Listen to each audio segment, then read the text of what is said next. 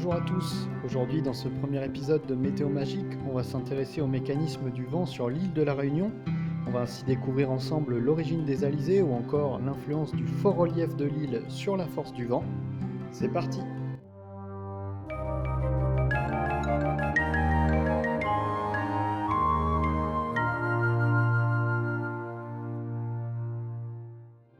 La Réunion est une île tropicale soumise aux alizés, qui viennent de l'Est. En France métropolitaine, on a plutôt des vents à dominante ouest. C'est au niveau planétaire que l'on retrouve l'origine de cette circulation atmosphérique. Le Soleil chauffe la surface terrestre avec ses rayons. Ceux-ci arrivent de façon perpendiculaire au niveau de l'équateur. La surface y est donc un petit peu plus chauffée qu'ailleurs, puisque l'énergie est plus forte par mètre carré. Sur cette surface un petit peu plus chaude, une ascendance généralisée se forme. L'air s'élève, vient se bloquer contre la tropopause qui est une couche stable de l'atmosphère. Il va finir par redescendre en se comprimant, ce qui va former des zones de haute pression au sol qu'on appelle encore anticyclones, d'où le petit A bleu. Cette circulation en boucle s'appelle une cellule de Hadley. Sur une carte mondiale de la pression moyenne, on retrouve bien un axe de basse pression au niveau de l'équateur et plutôt des hautes pressions sur les tropiques, de part et d'autre de l'équateur. Ces hautes pressions prennent plutôt la forme d'anticyclones individuels axés au-dessus des océans. On retrouve ainsi le célèbre anticyclone des Açores au sud-ouest de l'Europe et l'anticyclone des Mascareignes qui se situe au sud-est de la Réunion et qui nous intéresse tout particulièrement.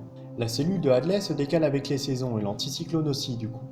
En hiver, il est axé plutôt plus au nord, ce qui fait que les alizés sont très présents sur la Réunion.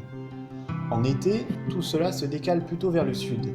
On a donc des alizés faibles et intermittents, alors que l'air est plus chaud puisque le soleil chauffe un petit peu plus au niveau de la Réunion. Pour être tout à fait honnête, tout ce que je viens de vous raconter, c'est valable si on fait des moyennes sur plusieurs mois. Mais dans la vraie vie, un anticyclone, c'est pas immobile.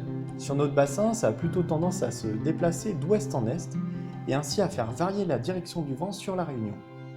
Quand l'anticyclone est situé à l'ouest, on a plutôt des alizés de sud-est au niveau de la Réunion. Quand il se met juste au sud, on a des alizés axés plein est. Et puis quand il se met plutôt à l'est, on a des alizés qui viennent du nord-est. La Réunion est une île avec un relief très accidenté qui influe fortement sur la circulation atmosphérique au niveau local. Par exemple, pour le cas d'un alizé de sud-est, l'air va venir se bloquer contre le massif du volcan dans une zone qu'on appelle le point d'arrêt et où les vents sont assez faibles, mais cette zone est de dimension réduite. De part et d'autre, on retrouve des zones où le vent accélère, un peu comme l'eau qui accélère de part et d'autre d'une étrave de bateau. Dans ces zones d'accélération, le vent est fort. Les parapentistes ne peuvent donc pas y pratiquer leur activité. Par contre, le vent de grande échelle ne peut pas atteindre la côte sous le vent, qui reste protégée par le relief. C'est cette seconde zone de vent faible, plus étendue, qui est privilégiée par les parapentistes. Ainsi, avec des alizés de sud-est, les parapentistes volent à Belmen et à Dodane. Saint-Leu est un peu en limite de la zone de vent fort et on verra ensuite que ça peut poser problème. En régime d'Est, on retrouve les mêmes zones mais elles sont évidemment décalées. Les parapentistes volent de Saint-Paul au Dimitile. À Sainte-Rose, on peut voler dans le point d'arrêt, mais on se méfiera des averses maritimes et à bien rester dans la zone de vent faible qui est de plus petite étendue.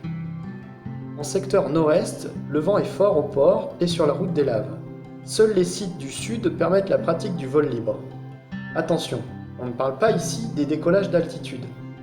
Par exemple, avec un vent de nord-est, le vent peut s'engouffrer dans le couloir des plaines en accélérant par effet Venturi. Un peu comme l'eau d'un tuyau d'arrosage dont on aurait bouché la sortie avec un doigt, par exemple. C'est aussi l'effet Venturi qui explique l'accélération du vent dans les zones en rouge sur la figure. Quand le vent de grande échelle est faible, ce sont les brises qui prennent le dessus. En météo, une brise, c'est un vent qui est dû à une différence de température.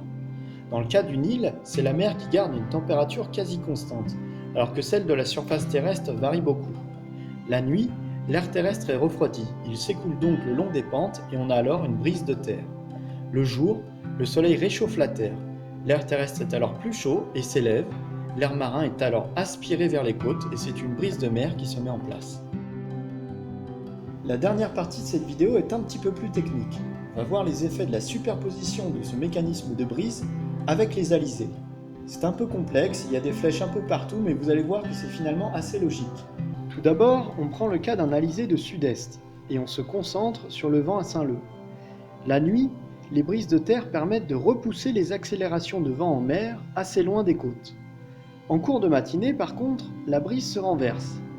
Non seulement elle ne repousse plus le vent fort au large, mais elle vient même l'aspirer dans la baie de Saint-Leu.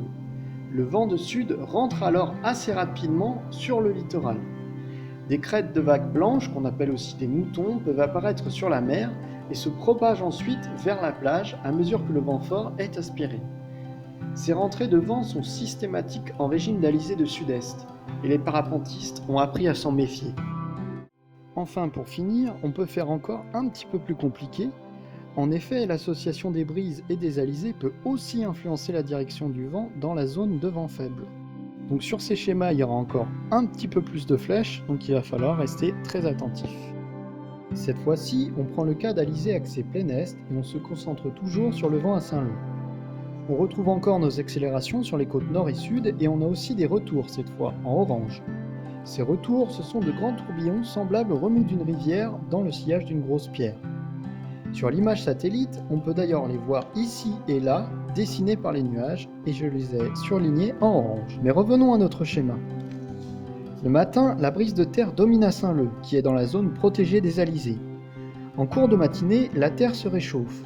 La brise s'inverse et vient aspirer les accélérations et les retours plus près des côtes. Le vent à Saint-Leu est de secteur nord-ouest, on pourra d'ailleurs entendre les parapentistes dire qu'ils ont atterri en retour de nord. Ensuite, à mesure que le soleil chauffe, la brise de mer se renforce et aspire encore un peu plus les retours près des côtes. Un vent de sud pourra même alors être observé à Saint-Leu.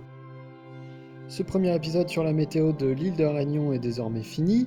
J'espère que ce format de vidéo vous a plu. N'hésitez pas à poser des questions en commentaire si vous voulez des précisions sur certains aspects. A bientôt et bon vent à tous.